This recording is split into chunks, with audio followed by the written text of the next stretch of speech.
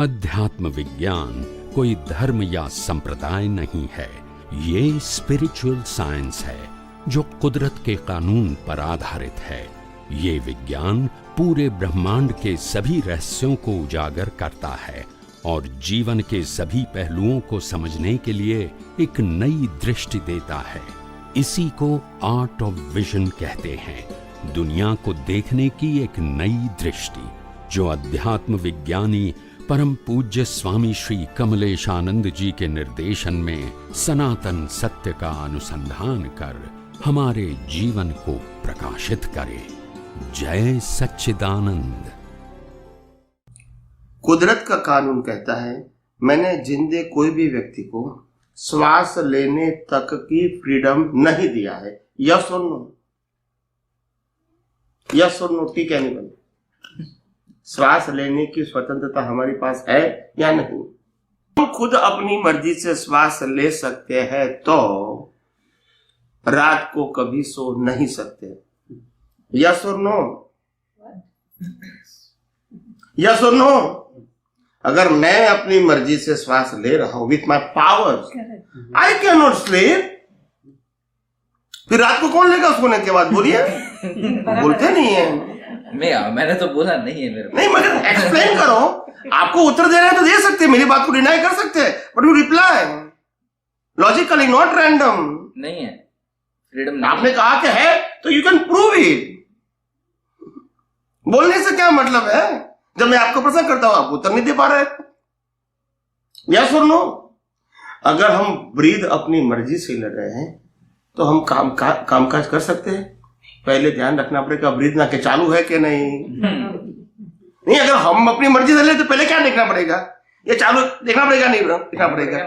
ये बंद होगा तो हम काम कर सकते हैं। तो अगर हमारी मर्जी चलता है तो हम कैसे काम कर सकते हैं? पहले उसको देखेंगे, काम करेंगे। सी थिंक प्रैक्टिकली। रैंडम बात नहीं चलेगी। रैंडम तो हमारे पास है ही, इसी को तो मिटाने के लिए मैं आया हूं।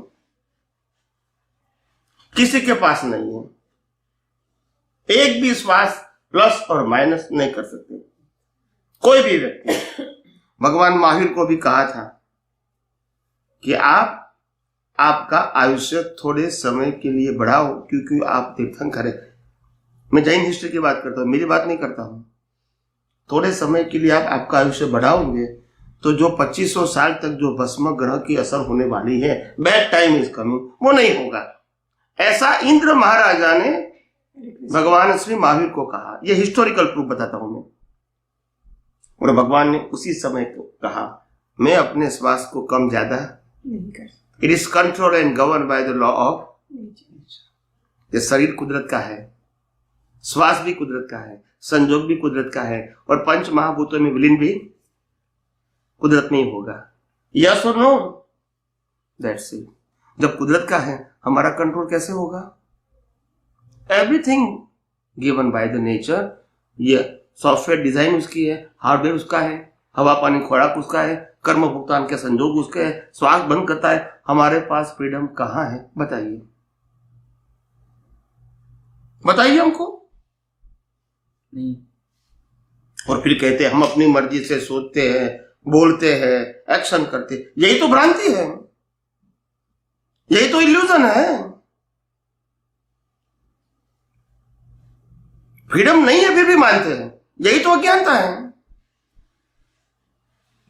और जहां फ्रीडम है वो मालूम नहीं है, और नहीं है उसमें हम मानते हैं और मार खाते हैं। पहले कहता है हाँ मैं सब कुछ कर सकता हूं, फिर नहीं हुआ ना, क्या करूं यार, स्टार्स आर नॉट फेवरेबल। तो पहले कहो ना स्टार ने किया था, पहले मैंने किया, अच्छा नहीं हुआ तो स्टार आ गए। बोलते नहीं है, ऐसा डबल स्टैंडर्ड होता है। जब आप करने वाले तो you are responsible, good time और बैड टाइम। मगर अच्छा हुआ तो बोला मैंने किया, देखो मेरी बुद्धि कैसी है, देखो मेरी आवड़त कैसी है। और जब बुरा टाइम आया, क्या करूं, मैंने बहुत प्रयास किया फिर भी नहीं हुआ, अभी करो ना। किसी से कुछ नहीं होता है, किसी से। राम भी रावण को समझाने में फेल हो गए थे, यस के नो? और कृष्ण भगवान दुर्योधन को समझाने में फेल हो गए थे, तभी रामायण महाभारत हुआ, यस के नो? दे आर अनकैपेबल मैन पर वो दूसरों को समझाने क्यों गए? Because of the situation. समझाना कोई शौक की बात थोड़ी थी। जब राम ने समझाने की क्यों कोशिश किया? उनकी पत्नी को वापस लेने के लिए, क्योंकि शौक थोड़ी था उनको। और कृष्ण भगवान दुर्योधन को समझाने के लिए क्यों कहा? क्योंकि महाभारत नहीं हुआ इसके लिए। That is the purpose. Yes और नो। मगर फेल हुए कि नहीं हुए? तो इतने समर्थ व्यक्ति भी फेल होते हैं और हम समझते हैं हम जो चाहे वो कर सकते। क्या वो भ्रांति नहीं है? इल्यूजन नहीं है?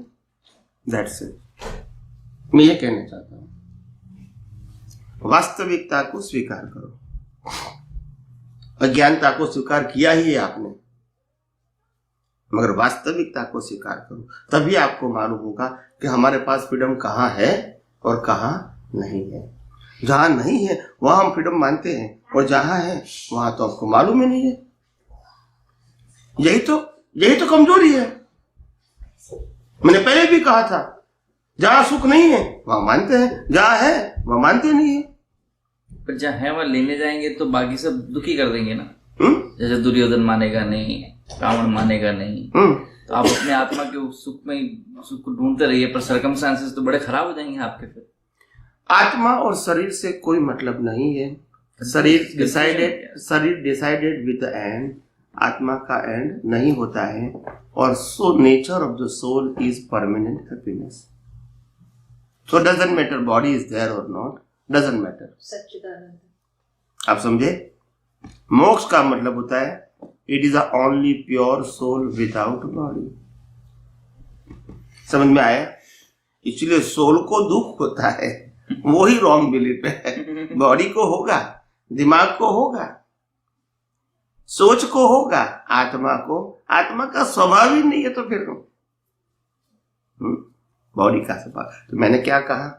जन्म से मौत तक ये शरीर का क्रिएटर, ऑपरेटर, डिस्ट्रॉयर तीनों कुदरत है। यस और नो? जो मैंने पहले एक्सप्लेन कर दिया कि नहीं कर दिया? और हम समझते हम अपनी मर्जी से जीते हैं। Is it possible? नो। अभी इंपॉर्टेंट पार्ट आता है, how we can create the good karma और as per our like karma for the next birth. हम अपने इस वर्तमान जीवन में नेक्स्ट बर्थ के लिए कैसे कर्म बना सकते हैं? प्रश्न समझ में आया कि नहीं आया? नहीं आया। हम इस सबसे पहली बात है कि मन वचन काया from birth to death including our mind, speech and action is a pre decided as per our previous birth cause, जो मैंने पहले बता दिया। स्वीकार। यस और नो? यस। तो इसीलिए उससे कर्म बनेंगे, वो सब्जेक्ट नहीं होना चाहिए। Am I right? From birth to death, including your mind, speech and action, is a pre-decided as per your previous birth cause. So इससे कर्म बनेंगे, वो तो सब्जेक्ट ही नहीं है, वो तो ऑलरेडी रिजल्ट है। यस और नो? यस। तो इससे कर्म बनेंगे, वही तो भ्रांति है, और वही भ्रांति से दुनिया चलती है। वही भ्रांति से दुनिया चलती है, और फैक्ट क्या है वो मालूम नहीं। तो अब कर्म भाव से बनते हैं, मन वचन काया से नहीं। जैसा भाव वैसा भाव, और जिसका भाव बिगड़ा इसका भाव बिगड़ा। जैन धर्म में भावे भाव न भाविये, भावे दीजिए दान, भावे धर्म आराधिए, और भावे केवल ज्ञान। क्रिया से कर्म नहीं होते हैं। भाव अच्छा रख के किसी को थप्पड़ मार दो, ये कैसी बात है?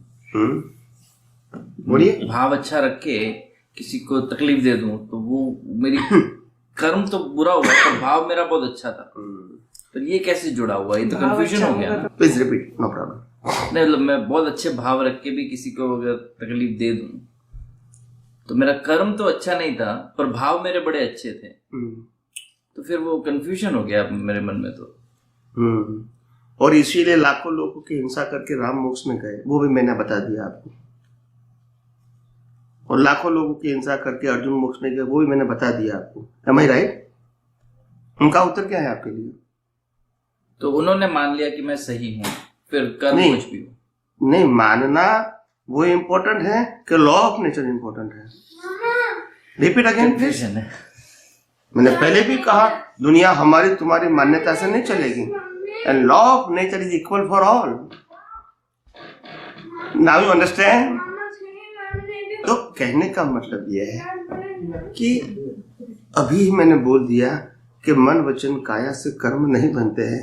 मन वचन काया वो कर्मों के भुगतान का साधन मात्र है, वो कर्म करने का साधन नहीं है। यही तो भ्रांति है हमारी। और तभी तो मैंने कहा कि लाखों लोग की हिंसा करके मोक्ष में गए।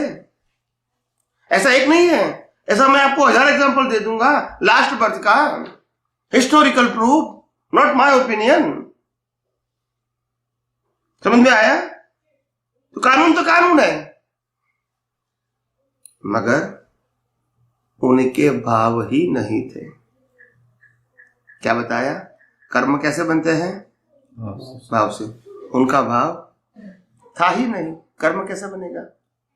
अच्छा या बुरा, दोनों में से एक भी नहीं था, तो कर्म बना ही नहीं, तो मोक्ष मिल तभी तो मोक्ष है।